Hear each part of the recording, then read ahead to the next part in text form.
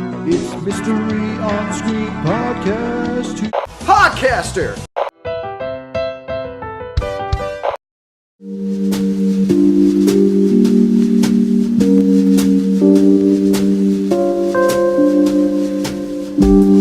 Hello and welcome to another episode of On Screen. I'm your host, Wright, and I'm here to take you on a journey through film and television. So this week I thought we would talk about something a little different. We haven't really talked about the different pieces of television shows or movies, and I think one of the most important pieces that really grabs your attention whenever you're trying to get into a new show is the intro to that show. The theme song, the title sequence, whatever you want to call it. We're going to cover that here today, and I have a special guest with me to help do it. And it's assistant multimedia editor, Jessica Bonacci. Jess, how are you doing? I am great, and I am especially great because I am talking to you on this podcast. I'm very excited. I have a lot of opinions about TV intros because I watch a lot of TV. So let's get to talking. Awesome. I'm really excited to talk about it too because TV intros are what gets you into the show in the first place, I think. It's the first thing you see most of the time, unless there's a cold open. But it kind of makes or breaks it because you're going to have to watch it every single time you see the TV show. What do you think of TV intros? I agree. I think they are very important.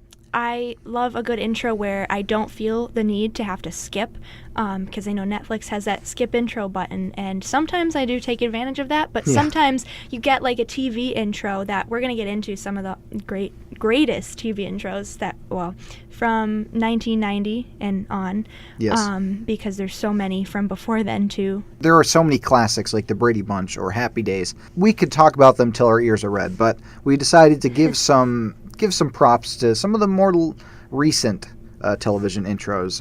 And there's a lot. There are a ton that are really good, and we had lists that were miles long, but we decided to narrow it down to our top 5. Yes. And I have some honorable mentions too, but I don't think we could explain. Okay, so here's my honorable mentions. Let's talk about those.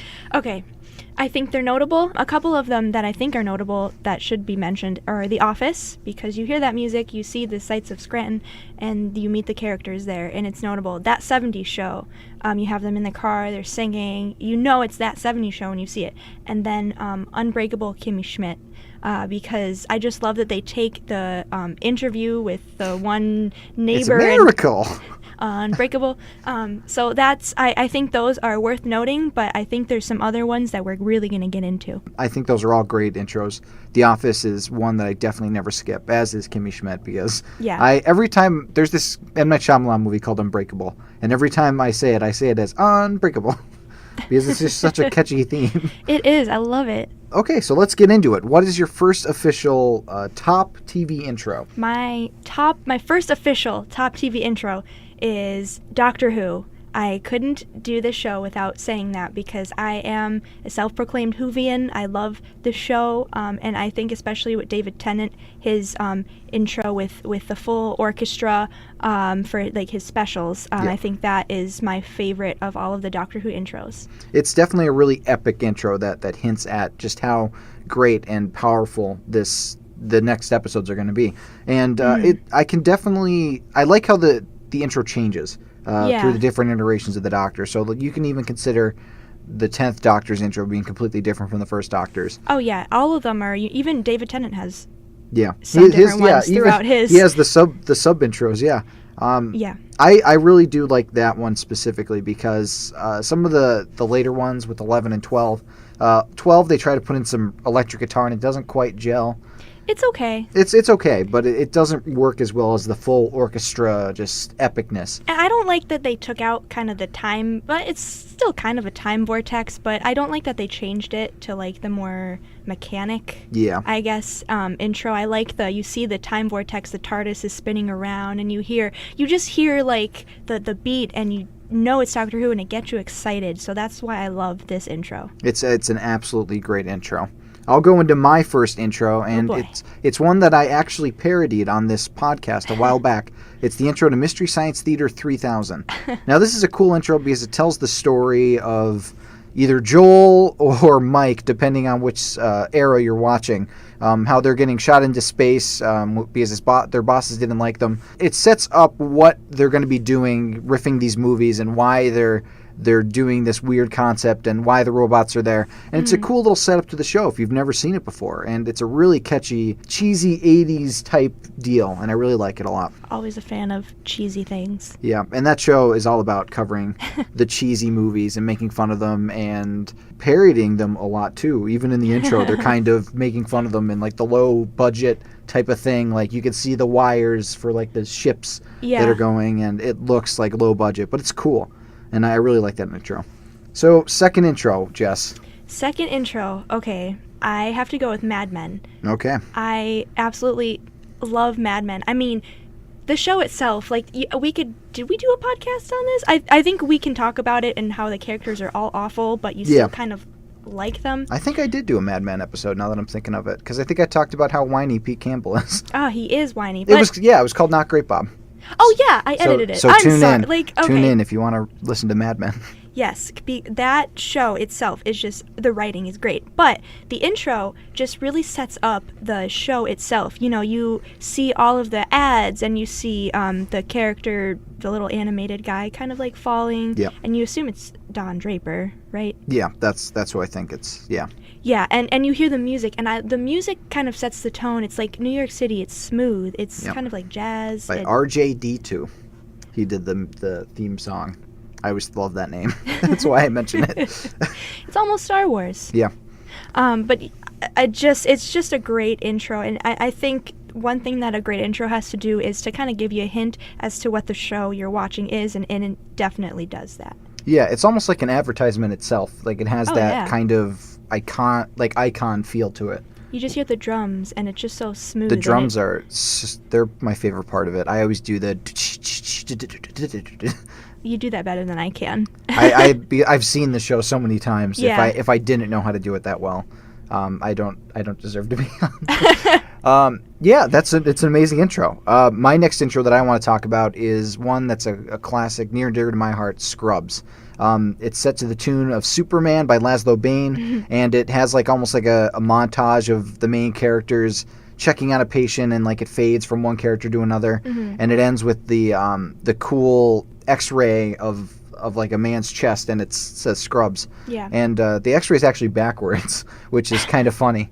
And like later theme songs, they switch it around to reference that. But it's a really cool song, and it sets up the feel of the show, I think. And that's definitely like what an intro should do. You know, it shouldn't just be random pictures and music that doesn't fit. I mean, most shows' intros are sort of relevant, but some of them are just a montage of clips, and it introduces the characters, which is great.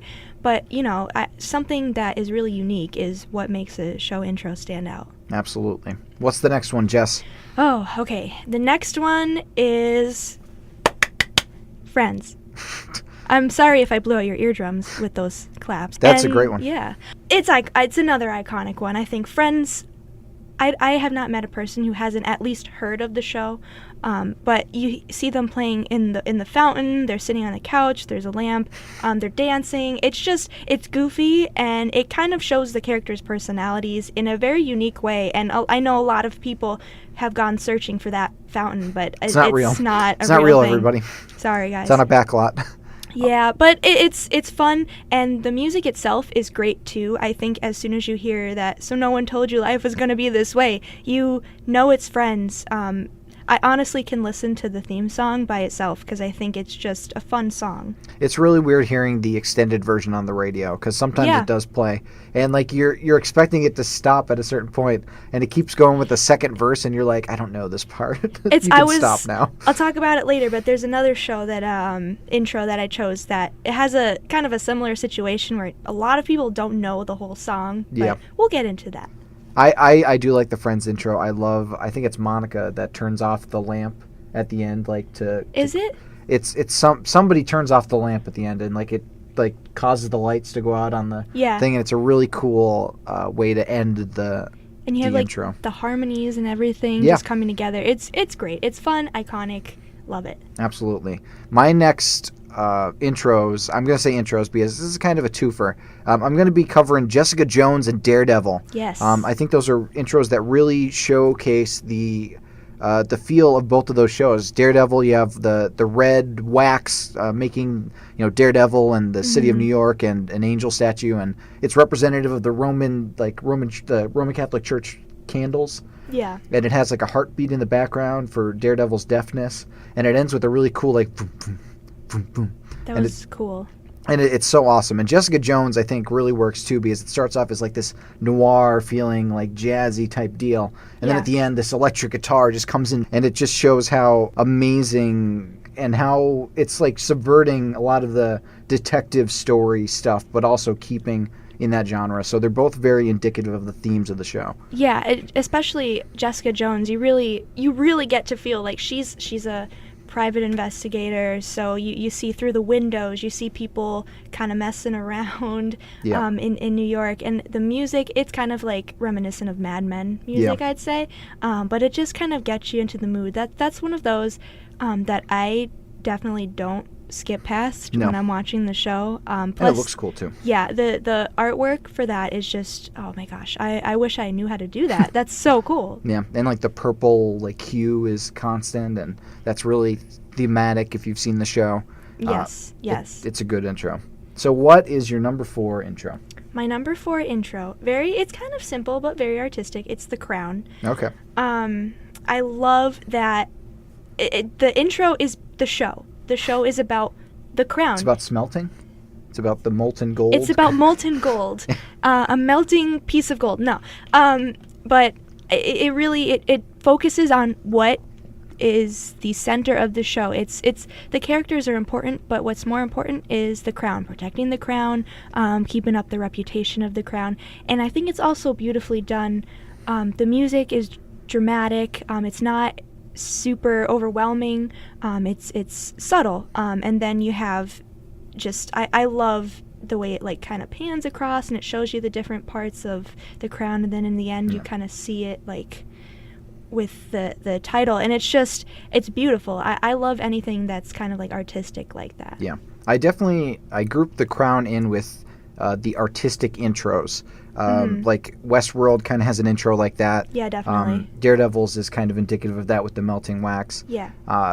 It's got like that feel of like, we have this awesome CG budget and we are going to use it on these amazing intros. Yes. And I think it's money well spent.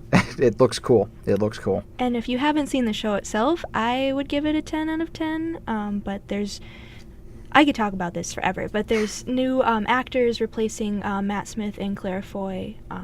I heard Hugh Laurie might be replacing Matt Smith. Really? And if that's the case, I'm completely on board. I'm excited to see Olivia Colman, right? Yeah. I think she's taking over. Oh, yeah? As the queen. That should be interesting. But I will miss Claire Foy and Matt Smith. I love Claire Foy. Oh my gosh, she's just a great actress, and the accent is just like spot on. Oh, it's great. It's great. She was also in, I think, Wolf Hall as maybe Anne Boleyn. I have not seen that. And she's really good in that as well. Yeah, that's a great intro. My next intro is going to be another twofer because it's my show and I can cheat. I'm going to group this as like the epic theme song duo because... Oh, I know what this is. Because one is Mighty Morphin Power Rangers, one of the most amazing theme songs of all time, but I don't care what you say. And also Buffy the Vampire Slayer, which another amazing theme song done by a band called Nerf Herder, which is one of the best names for a band ever because it's a Star Wars reference. And both of those intros are kind of clip shows, but I think the theme songs propel them to amazing status. Yeah, Buffy does have a great theme song, but I think Power Rangers, I mean, I grew up watching Power Rangers, so I think you hear that go Power Rangers and you hear the riff and you're just excited. I remember like I would be like, yeah, Pink Ranger, yeah, Yellow it's Ranger. Morphin' time. Oh, love it. It's just iconic. And I think the Buffy theme is thematic for the show because it starts off with like moody organ and then you hear the wolf howling. Yeah. And then it kicks into just electric guitar, and it's very much like the show, subverting a lot of horror tropes and keeping with like a classic monster movie type feel, but then also expanding on it and making it modern. Yeah. So that's why they're both in there. So the last pick, Jess, what do you got? My last pick, well, in West Philadelphia, born and raised, it's Family Fresh Matters. Prince. Oh yeah, Family Matters, totally. No. Fresh Prince. I love this show. It's definitely something that you will hear and you'll know it. But this is what I was referencing earlier, that it's one of those songs that people only know part of, because there is a whole Fresh Prince of Bel-Air song, kind of like Friends has the whole full-length song. Because for the longest time, I think some people didn't realize that Will Smith went on a plane, and they thought he just kind of took a cab. So that's just something Jess nerdy. likes that the plot holes are filled with the extended version of the theme song. I do, because like that'd be an This doesn't make any expensive cab sense, said fare. young Jess as she's like, he would never be able to afford that. His mother couldn't give These are him that. things I think about. Is that so weird? But I mean, I know all of the lyrics to it because, like, I grew up watching reruns of Fresh Prince, because I think it's ended when I was born. I'm not sure, but I know I watched a lot of reruns of it. But the cast is so good, and the intro tells the story of how Will ended up in Bel-Air with his family, why he wasn't at home. So it sets up the show. It's fun. It's catchy. And as soon as you hear it, you'll know it. Like, I Absolutely. don't think there's a person, well, maybe there is, but I don't know anybody who doesn't know Fresh Prince, at least part of the theme song. Listen, when the theme song is played at proms and everybody's singing along, you know that you've hit a good step. And I think I love Will Smith's music, so Yeah. anytime I get a chance to listen to good old Will rapping his heart out, sometimes with DJ Jazzy Jeff, I'm on board. And that it's cool. I love the like the intro with the spinning throne, and he's got the sass, and He does. I love his the little shuffle he does when he's going up to the door. Yes. Like he does like a two-step. That little hop, and it's I'm just like smooth. It establishes his character. Like, oh, this guy he's smooth. Yeah. And he's funny, and you get that from the intro. If I had half of the grace of that movement, I would be set for life. It's so good. I'm more of a Carlton. Yeah, hey, the Carlton is an amazing dance that I try as I might. I cannot get down. It's you gotta got bring a your weird arms over your head. Yeah, I was There's, like, a never an weird way to arm do it. dancer. I was always like moving the legs. You're more of the I would like Will Smith hop. I would than like the Carlton arms. I think Linus it, where like Linus is like yeah. So my Good thing last this is a podcast. Oh yeah, absolutely. My last episode, I struggled keeping this to 5 because there's a lot of really cool ones. Like Cowboy Bebop has an amazing intro, and the theme song Tank is one of the best ever, and I would feel bad if I left that out. But the one that I have to go with that's near and dear to my heart is the Batman the Animated Series intro. It doesn't have a title card. It's basically just Batman hunting down 2 crooks that have robbed a bank. And it's such a cool, moody piece, and it has like awesome, like Danny Elfman like music from Shirley Walker, and it just shows this cool little dark adventure, and it's Batman done right. And I always grew up watching this show, and it just like I get chills every time I see that intro. When Batman's on the skyscraper and the lightning flashes, and you see him just standing there stoically. It's epic. It's a cool, epic thing, absolutely. Yeah, and that's really what defines an intro. I mean, we've talked about it. It's got to be.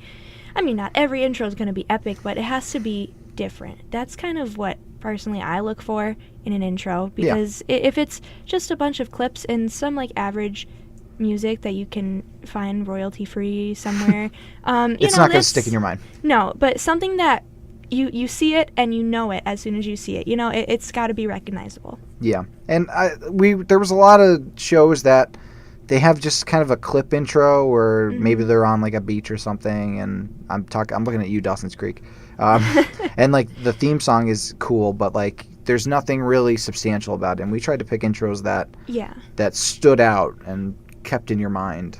Yeah, one of the things I think we talked about Gilmore Girls a little bit, because I love that theme song. I love the theme song too, but it's just kind of a bunch of clips, and you get to meet the characters, and I guess see their personalities, but besides the music, it's there. Plus, I get mad whenever I see Milo Ventimiglia appear in the credits. I'm like, no, Jess is back. Listen, he gets better. I think we talked about this, but Team Jess. Yeah, no. Okay, that's going to be it for this week's episode of On Screen. If you have any future topics for any future episode, I would love to cover anything that you'd like me to cover. And as always, until next time, take care.